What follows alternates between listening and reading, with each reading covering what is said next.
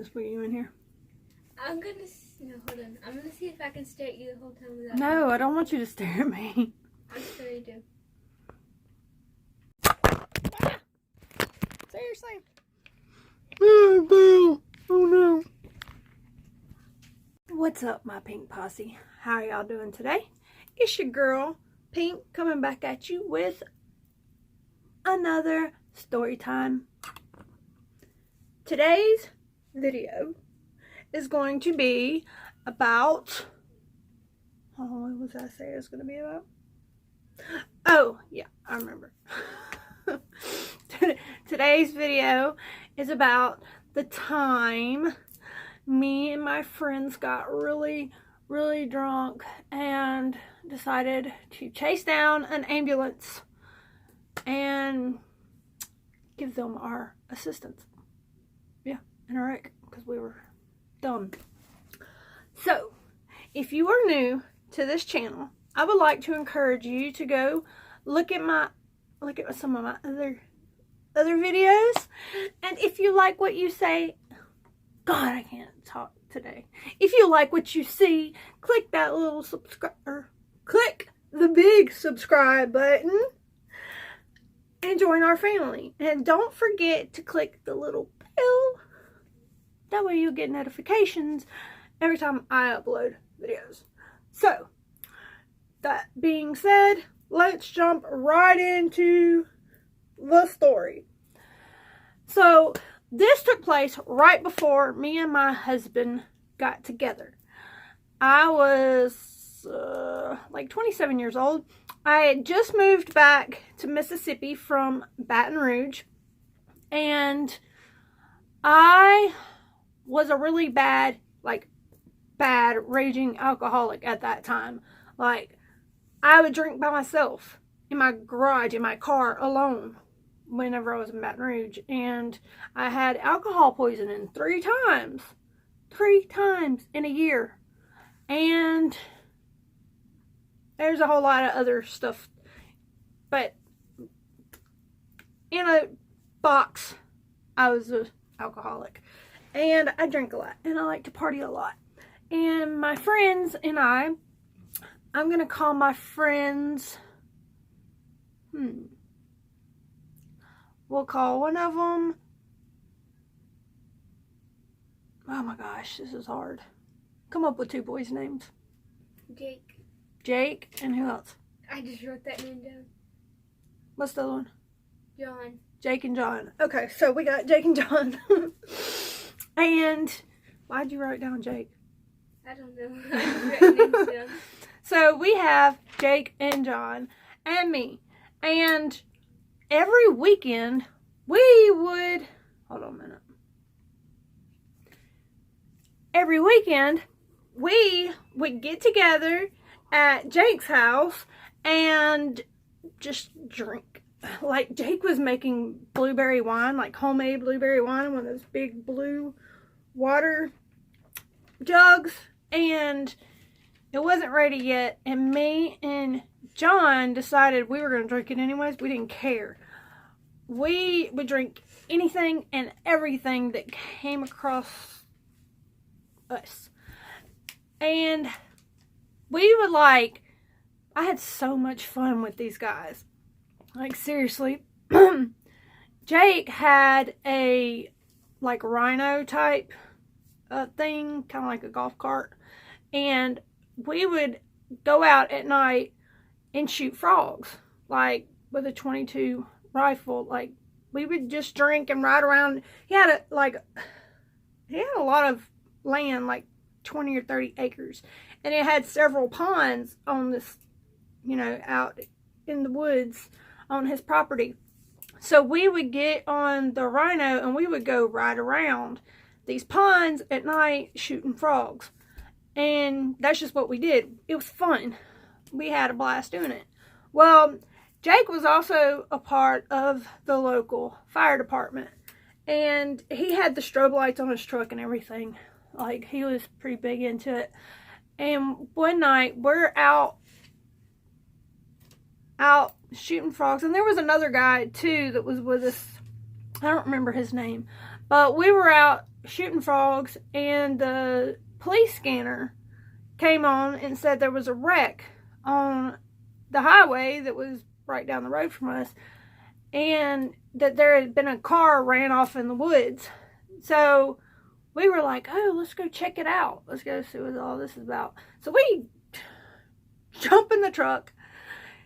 John has a big sombrero on that it got, my son had like the end of year, he was in kindergarten, so he had his end of year party, and it was like Mexican themed, and he got a sombrero.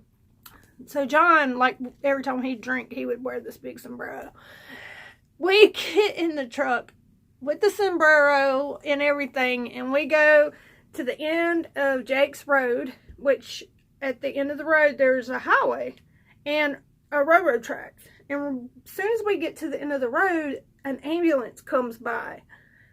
And we're like, let's follow the ambulance. So Jake turns on the strobe lights, and we get in behind, we're like booking it behind this ambulance like we're somebody. I mean, and we got beer in the console, like we are drunk and stupid.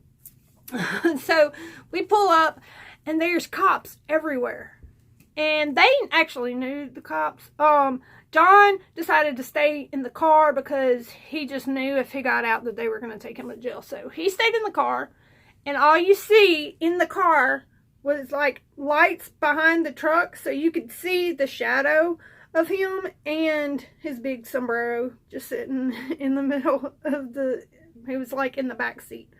And every time a cop would walk by the truck, he'd lay down real quick. So I thought that was pretty funny. They ended up knowing, Jake and the other guy that was with us, they knew the cops that were there. So it was completely cool. I guess the cops never said anything, but we didn't tell them we were drinking either. And this black woman was in like a big white car, and she ran off in the wood, off the road, and like off in the woods. Her car was in the woods, and she had busted out all her front teeth. There was blood all over the place, and she's just yelling, my baby, my baby, my baby, I need my baby.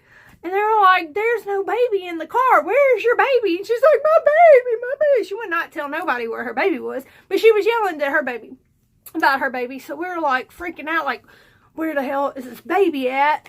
And I'm like, you know, when I get to drinking, like I done said in the past, I'm 20 feet tall and bulletproof, and I just don't care about anything. And I decide that I'm going to be like a superhero and help the paramedics with this lady. And it was stupid.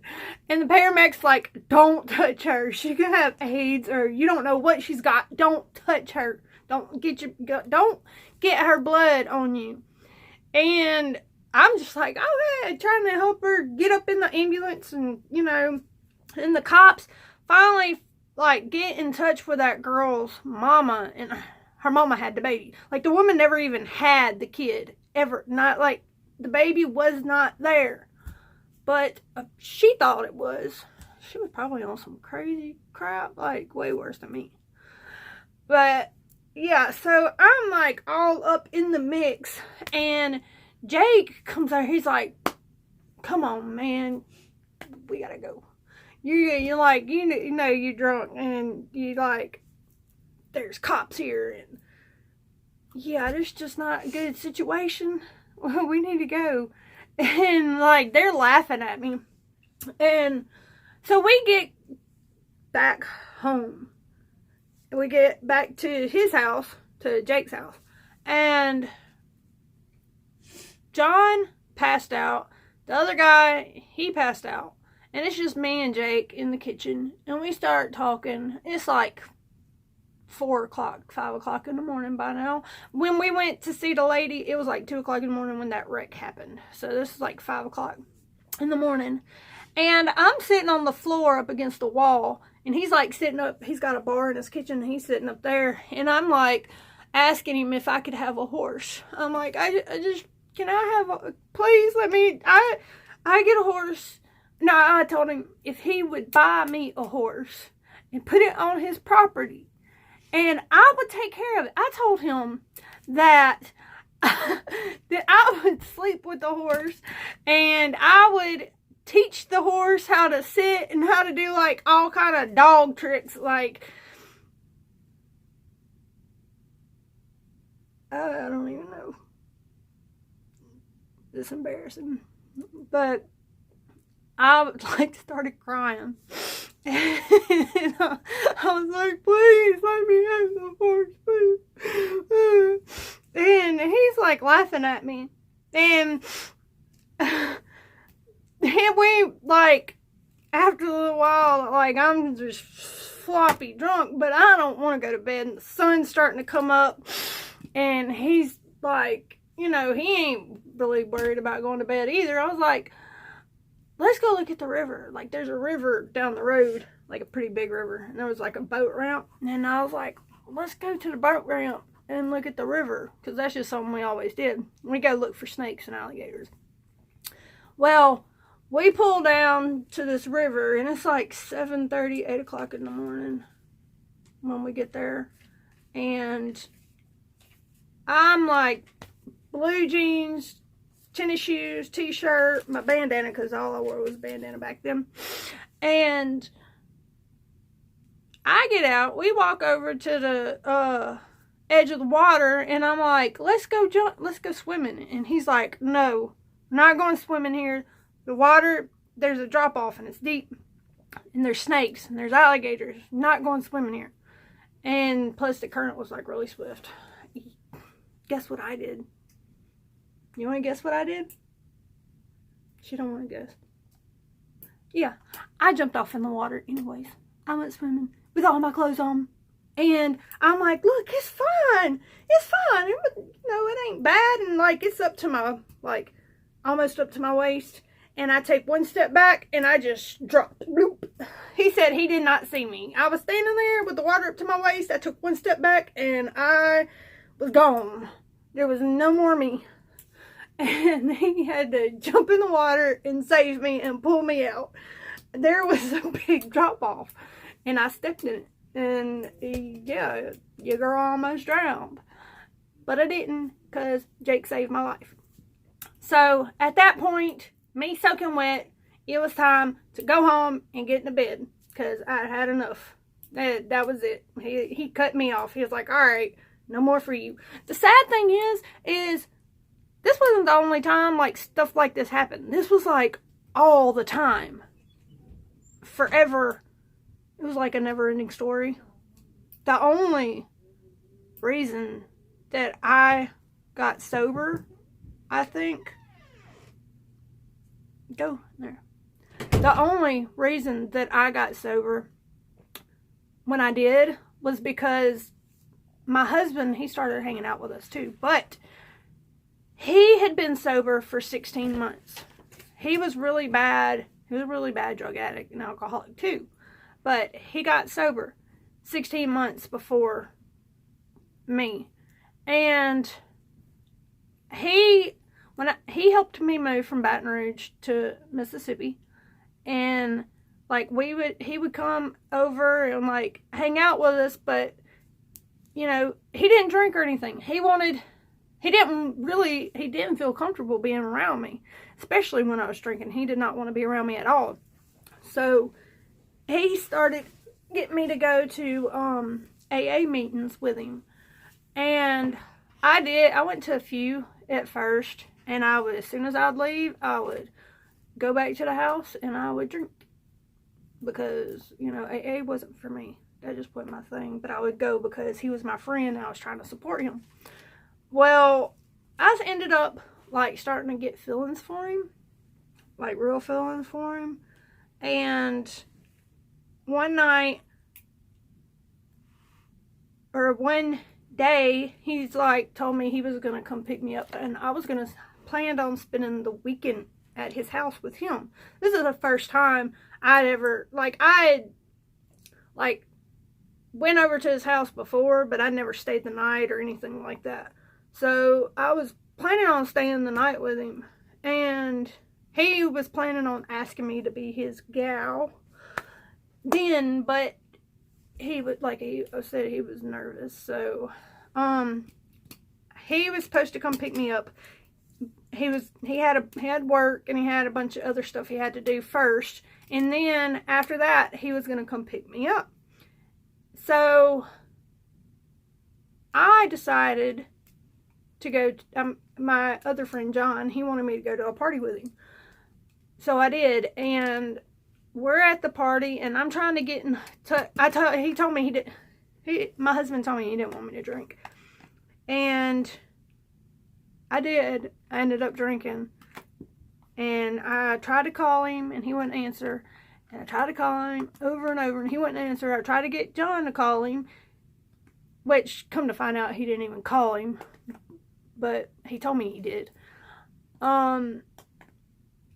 He would not answer. And finally, after hours and hours of trying to get in touch with his ass, he calls me, and he tells me that he can't come get me because he can't be around me whenever I'm drinking. And I started crying. And where we were at, the party we were at, there's a store right across the road, like an old country store, and it had a drink machine out front. So whenever I got off the phone with him, I poured my beer out, and I walked across the street, and I got a Dr. Pepper. Or no, I got a root beer. And he agreed to come get me, like, but he told me, you know, he couldn't be around me if I was drinking. So I poured my beer out, and I went and got a root beer, and I didn't drink again, not one sip, for 3 years. And not one sip for 3 years. So yeah, he helped me get sober, which was a lifesaver. And when I like, after I quit drinking, like, I would twitch, like, for like almost a year. I had a vitamin deficiency, and my liver was not liking me, and yeah, I'd probably be dead right now if it wasn't for my husband. I like all the major people in my life, like my daughter, my son, my husband, like, they came along in my life at just the right time to save my life.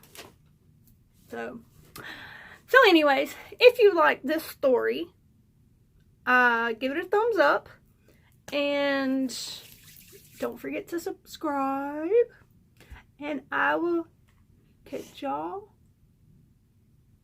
on the flip side. Peace.